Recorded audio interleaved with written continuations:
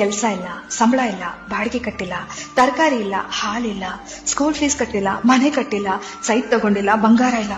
ಅಬ್ಬಬ್ಬಾ, ಎಷ್ಟೆಲ್ಲಾ ಸಮಸ್ಯೆಗಳು ಅಲ್ವಾ? ಫ್ರೆಂಡು, ಒಂದ್ ಹೇಳ್ತೀನಿ, ನೆನ್ಪಿಟ್ಕೊಳ್ಳಿ. ನಮ್ಮ ದೇಹದ ಆರೋಗ್ಯ ಎಲ್ಲಿವರೆಗೂ ಚೆನ್ನಾಗಿರುತ್ತೋ ಅಲ್ಲಿವರೆಗೂ ನಮ್ಗೆ 1000 ಸಮಸ್ಯೆಗಳಿರುತ್ತೆ. ಯಾವಾಗ ನಮ್ಮ ದೇಹದ ಆರೋಗ್ಯ ಕೆಡುತ್ತೋ ಆಗ ಉಳಿಯೋದು ಒಂದೇ ಸಮಸ್ಯೆ, ಅದು ಆರೋಗ್ಯ ಸಮಸ್ಯೆ.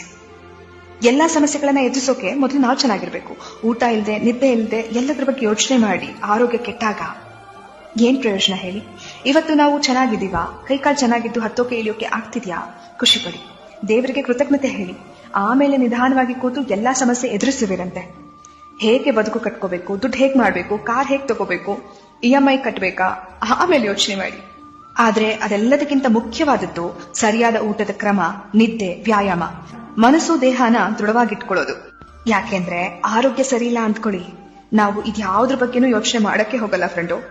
ಮತ್ತೆ ಯಾವಾಗಪ್ಪ ಹುಷಾರಾಗ್ತೀನಿ, ಮೊದಲಿನ ತರ ಯಾವಾಗ ಆಗ್ತೀನಿ, ನನ್ ಕೆಲಸ ನಾನೇ ಯಾವಾಗ ಮಾಡ್ಕೋತೀನಿ, ಎಲ್ಲಾ ಕಡೆ ಯಾವಾಗ ಓಡಾಡ್ತೀನಿ, ಇಷ್ಟಪಟ್ಟಿದ್ ಯಾವಾಗ ತಿಂತೀನಿ ಅನ್ಸುತ್ತೆ. ನಿಮ್ಮ ಆರೋಗ್ಯವನ್ನ ಜೋಪಾನವಾಗಿ ನೋಡ್ಕೊಳ್ಳಿ. ನಿಮ್ಮ ದೇಹವನ್ನ ಪ್ರೀತಿಸಿ, ರಕ್ಷಿಸಿ, ಆರೈಕೆ ಮಾಡಿ. ಇವತ್ತು ನಿಮ್ಮ ನಿಯಂತ್ರಣದಲ್ಲಿರೋ ನಿಮ್ಮ ಆರೋಗ್ಯ ಎಷ್ಟು ಅಮೂಲ್ಯವಾಗಿದೆ ಎಂದು ಬೇಗ ಅರ್ಥ ಮಾಡ್ಕೊಳ್ಳಿ.